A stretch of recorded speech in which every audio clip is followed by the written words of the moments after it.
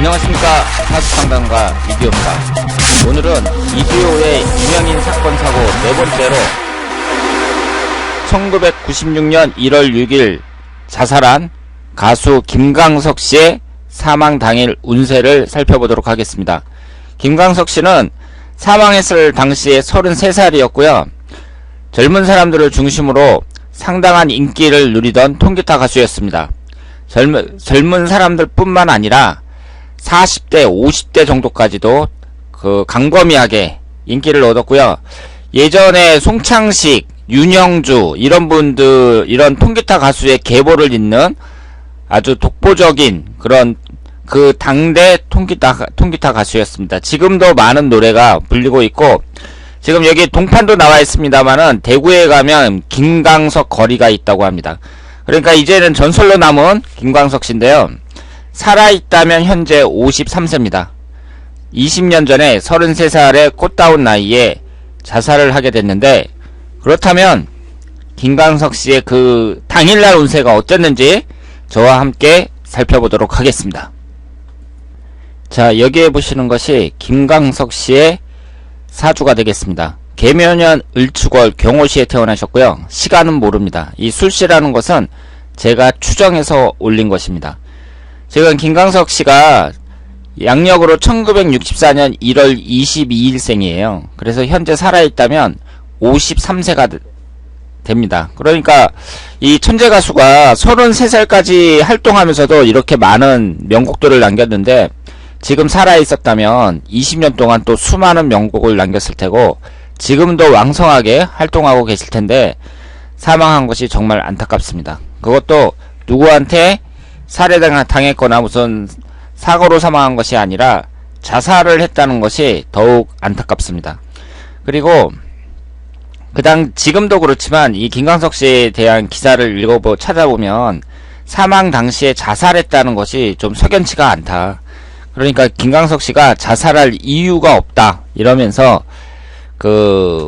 부인과 관계된 그런 기사도 나오고, 여러 의혹, 김광석 씨 사망에 대한 여러 의혹에 대한 글들도 많이 있습니다.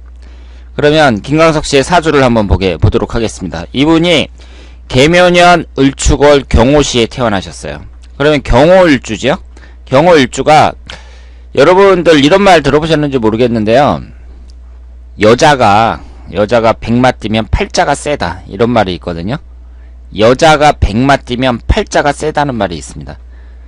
그러면 이 경호년에 태어나신 분들, 이런 분들은 팔자가 세다는 얘기인데, 사실 경호년에 태어나신 분들이 팔자가 센 분들이 많기는 많거든요. 그런데 일주가 더 가능성이 높다고 봐야죠. 왜냐하면은 경호년이라는 것은 그때 태어나신 분이 한 100만 명 정도는 될 테고, 그리고 절반으로 나눠도 여자만 해도 한 50만 명은 될 텐데, 그 50만 명 정도 되는 사람들이 전부 다 팔자가 세다 이럴 수는 없잖아요. 그런데 일주가 경호일 때는 100마 일주를 갖고 태어난 거잖아요. 이런 분들은 팔자가 쓸 가능성이 높죠. 근데 김광석 씨는 남자분인데, 남자분은 팔자가 세다 뭐 이런 말을 하기는 어렵지만, 이 오화를 이제 일지로 깔고 있잖아요. 이런 분들은 사람들이 많은 곳에 가서 활동을 하는 게 좋습니다.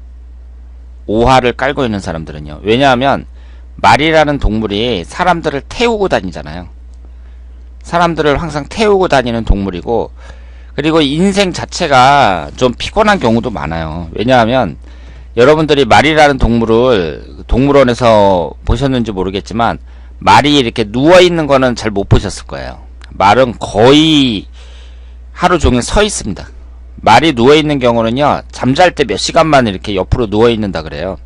그러니까 말이라는 동물은 평생 동안 항상 서 있고, 그러면서 사람을 항상 태우고 다니고, 그러니까 인생 자체가 좀 피곤한 경우도 많습니다. 피곤하다는 것은 좀 굴곡지다 이렇게 말씀을 드릴 수도 있겠죠. 그런데 김광석 씨의 기본적인 사주의 구성은 우수해요. 이 정도면 대단히 우수합니다. 제가 시간을 추정을 했지만, 만약에 시간이 병술씨도 맞다면 이 천간의 구성은 대단히 좋다고 볼 수가 있죠. 기가 막히다고 볼 수 있습니다. 그런데 이 3주만 보더라도요, 경금하고 을목하고 계수가 이렇게 있는데 천간의 구성이 아주 좋습니다. 천간의 구성이 좋은 사람들 치고 계속 고생만 하는 사람들은 제가 본 적이 없어요. 대부분 자기가 속한 분야에서 어느 정도 그 인정을 받는 사람들이 대부분이었습니다. 어디 가든지 자신의 존재감을 드러내는 그런 사람들이 대부분이었다, 이렇게 볼 수 있습니다. 지금 시간 이 3주만 보더라도 목화토금수 오행이 다 들어가 있어요. 목기운 쪽에 화기운 하나, 토기운 하나, 금기운 하나, 수기운 하나, 오행이 3주 안에도 다 골고루 들어 있습니다. 여기에서 이제 을목하고 을경합이 되고 있는데요, 이 을목이 아버지 궁에 해당이 되잖아요. 여기 정제라고 적혀 있는데 우리가 재성운 그러면 일반적으로 부인을 생각하지만 아버지로도 해석을 할 수 있습니다. 보통 편제를 아버지로 생각을 하지만 정제, 편제를 구분하기가 어렵거든요. 그런데 월가는 이 자리 자체가 아버지 궁이에요. 김광석 씨가 아버지하고 사이가 좋았다고 합니다. 그런데 김광석 씨가 이제 사망하는 날 부인하고 이제 술을 마시고, 그러니까 가수 박학기 씨하고 술을 마신 다음에 집에 들어와서 부인하고 또 술을 마셨는데 부인하고 사이가 좋지 않았고 아버지한테 전화를 해서 이 저작권, 그러니까 자기 음악에 대한 저작권을 아버지한테 드리겠다고 이런 말을 했다고 합니다. 그러니까 아버지하고는 사이가 좋았다고 생각할 수 있죠. 그리고 그 얘기를 옆에서 듣는 부인은 열받겠죠. 당연히 그 음원이면 가장 큰 재산이라고 볼 수 있는데 김광석 씨 같은 유명 가수의 경우에 그걸 이제 아버지한테 주겠다고 전화로 그렇게 통화를 했다고 합니다. 그리고 이번이 이제 경호일주인데 오화가 축어 원진살을 이루고 있죠. 그러니까 원진살을 이루고 있다는 것 이 자체가 배우자와의 관계는 좀 굴곡이 있다고 볼 수밖에 없습니다. 그러니까 어떤 사람들이고 사주에 원진살을 갖고 있다 그러면 사이가 안 좋은 경우가 대부분이라고 보시면 돼요. 배우자궁이 깨진다거나 원진살이 있다거나 이럴 경우에 그 사이가 안 좋아지는 경우가 대단히 많습니다. 그래서 이분이 이제 사주 자체가 이렇고요. 그리고 이 술토는 제가 추정한 거라고 했고, 이 3주만 보면은 오화하고 묘목이 있잖아요. 도화살이 2개가 있습니다. 그러니까 가수로서 도화살이 있다는 것은 장점이라고 볼 수 있죠. 제가 도화살이 뭐라고 말씀을 드렸냐면 나를 발산하고 나를 드러내는 성향이라고 말씀을 드렸어요. 그러니까 사람들 앞에서 이렇게 그 가수라든가 아니면 다른 연예인들은 사람들 앞에 무대 앞에 딱 서갖고 노래를 부른다든가 춤을 춘다든가 뭐 연기를 한다든가 이러면서 자기 자신을 발산하는 사람이잖아요. 그러니까 도화살 강한 사람들이 연예인에 있어서는 상당히 유리하다고 볼 수 있죠. 그래서 연예인들은 도화살이 좀 있어야 된다고 볼 수 있습니다. 그래서 김광석 씨의 3주만 봤을 때에는 천간의 구성도 우수하고 다 좋고 다만 원진살이 있다는 것, 이것이 좀 아쉽다고 말씀을 드릴 수 있습니다.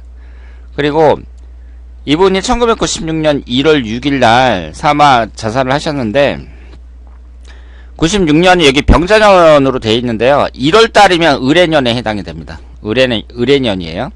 을해년이고 1월 달이 이제